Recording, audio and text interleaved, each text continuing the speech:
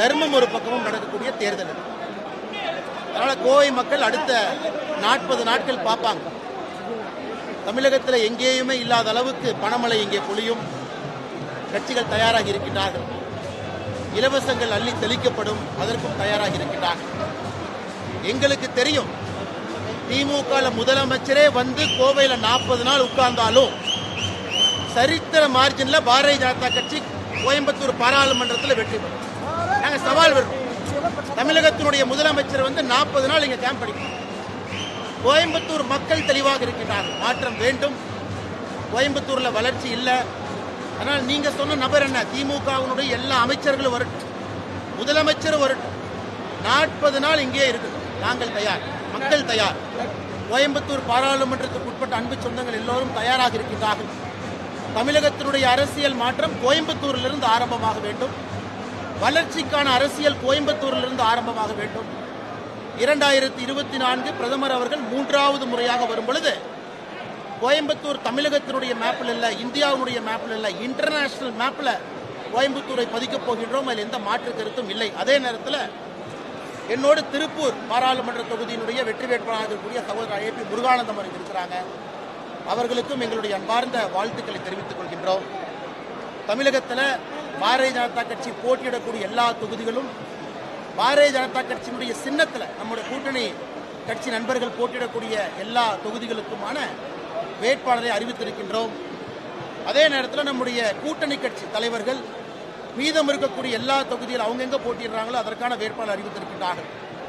இந்த சரித்திர தேர்தல் 2024 39 பாராளுமன்றத்தையும் தேசிய ஜனநாயக கூட்டணி தமிழகத்தில் வென்று ஒரு பெரிய சரித்திரம் ஜூன் 4ஆம் தேதி தமிழகத்திலிருந்து ஆரம்பமாகும்.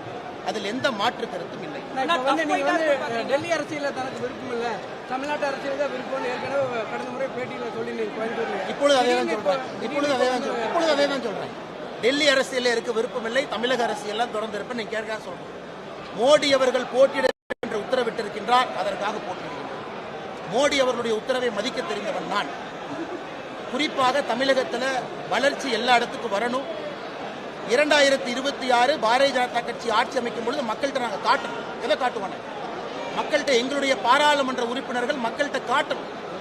1.5 ஆண்டுகள் 2 ஆண்டுகளில் என்ன மாற்றம் தமிழகத்திற்கு வந்திருக்குன்னு நாங்கள் காட்டணும். அது காட்டினா மட்டும்தான் 2026 தமிழகத்தில் 234 தொகுதியிலும் பாரதிய ஜனதா கட்சி நம்முடைய நண்பர்களை இங்கே வெற்றி பெற்று ஆட்சி அமைக்க முடியும். அதனால் இது மோடி அவர்களுடைய உத்தரவு. மோடி அவர்களுடைய உத்தரவுக்கு நான் கட்டுப்பட்டவன். கோயம்புத்தூரிலே போட்டியிட வேண்டும், கோயம்புத்தூரில் போட்டியிட. நான் ஏற்கனவே சொன்னது போல என்னுடைய அரசியல் தமிழகத்தில் இருக்கும், அதில் எந்த மாற்று கருத்தும் இல்லை. ஆனால் 2026 தமிழகத்தில் பாரதிய ஜனதா கட்சி ஆட்சி அமைக்க முற்படும் பொழுது எங்களுடைய பாராளுமன்ற உறுப்பினர்கள் அந்த கிடைக்கக்கூடிய 2 ஆண்டுகளில் அந்த நகரம், அந்த கிராமம், அந்த தொகுதியினுடைய பொலிவை மாற்றி ஒரு வளர்ச்சியிலே வைத்திருக்கின்றாங்க. அதனால் மோடி அவர்களுடைய நீண்ட நெடிய திட்டம் இது. ஏன்னா மோடி அவர்கள் தமிழகத்துக்கு இத்தனை நாள் வர்றாங்க, எம்பிக்கா வர்றாங்க நினைச்சிக்கலாம்னா, மோடி அவர்கள் தமிழகத்திற்கு வருவது 2026 ஆட்சி அமைப்பது. 400 எம்பிக்களை பெற்று நாங்கள் ஆட்சி அமைத்தாலும் கூட எங்களுடைய குறி 2026 நோக்கி மோடி அவர்கள் தெளிவாக இருக்கிறாங்க. ஆனால் இப்ப கிடைக்கக்கூடிய எம்பி மக்களுக்கு நாங்கள் வேலை செய்து காட்ட வேண்டும், அந்த நம்பிக்கையை கொடுக்கணும். ஆயிரக்கணக்கான கோடி ரூபாய் பணத்தை கொண்டு வரணும். கோயம்புத்தூரை அடிப்படையிலிருந்து மாற்ற வேண்டும். ஒரு தொழில் நகரமும் ஏன் பாரதிய ஜனதா கட்சி நிற்குது? பாரதிய ஜனதா கட்சி ஏன் திருப்பூர்ல நிற்குது? பாரதிய ஜனதா கட்சி ஏன் சென்னையில் 3 இடத்துல நிற்குது? பாரதிய ஜனதா கட்சி ஏன் பெரிய நகரத்தில் நிற்குது? பாரதிய ஜனதா கட்சி ஏன் மதுரையில் நிற்குது? பாரதிய ஜனதா கட்சி ஏன் தென் பகுதியில் நிற்குது? பாரதிய ஜனதா கட்சி எதற்கு மத்திய பகுதியில் இருக்கு? பாரதிய ஜனதா கட்சி எதற்காக தனியாக 23 இடத்துல போட்டியிடும்? அதற்கெல்லாம் அடிப்படை காரணம் மாற்றி காட்டுகின்றோம். சபதம் எடுத்திருக்கிறோம். அடியோடு தமிழகத்தை மாற்றி காட்டுகின்றோம். வளர்ச்சினா என்னென்னு முதலாக தமிழக மக்களுக்கு மக்களாக உழைத்து வளர்ச்சியை பார்த்திருக்காங்க. கோயம்புத்தூர், திருப்பூர்லாம் ஃபீனிக்ஸ் பறவையை போல் அவர்களுடைய உழைப்பு முதலாக அரசு சேரும் பொழுது வளர்ச்சி என்ன என்பதை தமிழகத்தினுடைய சொந்தங்கள் 2024 26 வரைக்கும் பார்ப்பாங்க. அதனால் மறுபடியும் உங்க கேள்விக்கு பதில் சொல்றேன். தமிழ்நாட்டு அரசியல் தான் இருப்பேன். டெல்லி அரசியல் எனக்கு பிடிக்காதவங்க போக மாட்டேன். எனக்கு கொடுத்திருக்கக்கூடிய ஆணை தமிழகத்தில் 2026க்கு வர வேண்டும் என்றால் இந்த 2 ஆண்டுகள் எங்களுக்கு கிடைக்கக்கூடிய அந்த 700 சில்லற நாள்ல முழுவதுமாக அடிப்படையோடு தமிழக அரசியலை மாற்றுவது மட்டுமில்ல, வளர்ச்சி, நிஜ வளர்ச்சினா என்ன நாங்கள் காட்டப் போகின்றோம். தெளிவான ஒரு பார்வையோடு எல்லோரும் களமிறங்கிறோம். தேர்தல் பயத்தின் காரணமாக தான் பிரதமர் அடிக்கடி தமிழகம் குறிப்பாக கோவை வந்து தரம் பெற்றதும் பிரதமருக்கு 80 சீட் உத்தரப்பிரதேசத்தில் இருக்கு. 80 சீட். இன்னும் பிரதமர் அந்த பக்கம் போகவே இல்லை. இன்னும் பிரதமருடைய பிரச்சாரம் என்பது நார்தன் இந்தியாவில் ஆரம்பிக்கவே இல்லை. பிரதமர் அவர்கள் இன்னைக்கு பிரதமர் அவர்கள் தேர்தல் அறிவித்த பிறகு அரசு முறை பயணமாக 2 நாள் பூட்டான்ல இருக்கார். இன்னைக்கு பிரதமர் அரசு முறை பயணமாக பூட்டான், நாளைக்கு பிரதமர் அரசு முறை பயணமான பூட்டான். இதுல தோல்வி பயம் தெரியுதா உங்களுக்கு? தேர்தல் அறிவித்த பிறகு ஏதாச்சும் ஒரு பிரதமர் அரசு முறை பயணமாக வெளிநாட்டுக்கு போய் பார்த்திருக்கீங்களா? இது தோல்வி பயமா? அதனால யாராவது உங்ககிட்ட அந்த கேள்வி சொல்லியிருந்தாங்க, எதிர்க்கட்சி நண்பர்கள் சொன்னாங்கன்னா அவர்களுக்கு அரசியல் தெரியவில்லை என்றார். தேர்தலுக்கு நடுவில் ஒரு பிரதமர் தன்னுடைய கமிட்மெண்ட்டை காப்பாற்றி அண்டை நாடு, பக்கத்து நாடு, நட்பு நாடு பூட்டானுக்கு போறாங்க. அது பூட்டானுடைய உயரிய விருது இன்னைக்கு பிரதமர் கிடைத்திருக்கு. பிரதமர் எதற்கு அடிக்கடி தமிழகம் வர்றாங்கன்னா 2024 நாம் பெறக்கூடிய எம்பி மூலமாக தமிழகத்திற்கு சிறப்பு கவனம் செலுத்தப்பட்டு 2000 கோடி ரூபாய் கொண்டு வராங்க. ஒரு எம்பி எங்க இருக்கிறாங்களோ அடிப்படையோடு மாற்றி காட்டுகிறது. சபதம் எடுத்து பிரதமர் களமிறக்கி இருக்கின்றார். அந்த 700 நாட்கள் மக்களுடைய அன்புல பாரதிய ஜனதா கட்சி வெற்றி பெற்ற பிறகு அந்த 700 நாட்கள் நீங்க களப்பணியை பார்த்து தமிழக மக்கள் முடிவு செய்வார்கள். 234 234 பாரதிய ஜனதா கட்சி ஜெயிக்கும். ஆனால் நாங்கள் ஒரு தேர்தலுக்கு 1 ஆண்டு 2 ஆண்டுக்கு வேலை செய்வர்கள் கிடையாது.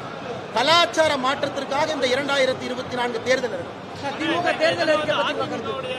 தேர்தல் அறிக்கை என்ன? திமுகவுக்கு தேர்தல் வருவதும் தேர்தல் அறிக்கை கொடுப்பதும் தேர்தல் அறிக்கையில் சொல்லி இருப்பதெல்லாம் செய்யாமல் இருப்பதும் அதன் பிறகு அடுத்த தேர்தல் வந்த பிறகு மறுபடியும் அந்த அறிக்கையை டைப் அடிச்சு சிலிண்டர் 100 ரூபா குறைக்கணும்னு சொன்னா 500 ரூபான்னு போடுவோம், பெட்ரோல் 5 ரூபான்னு சொன்னா 30 ரூபான்னு போடுவோம். இந்த தேர்தலும் பண்ண மாட்டாங்க. 2026 தேர்தல் பெட்ரோல் இலவசமாக கொடுப்பாங்க. பாருங்க, 2026 தேர்தல் பெட்ரோல் டீசல் இலவசம். வீட்டில் பைப் போட்டு விட்டுருவோம், நீங்க அப்படியே வண்டி கொண்டே ஓசை போட்டீங்கன்னா அப்படியே பெட்ரோல் உள்ள வந்துடும்.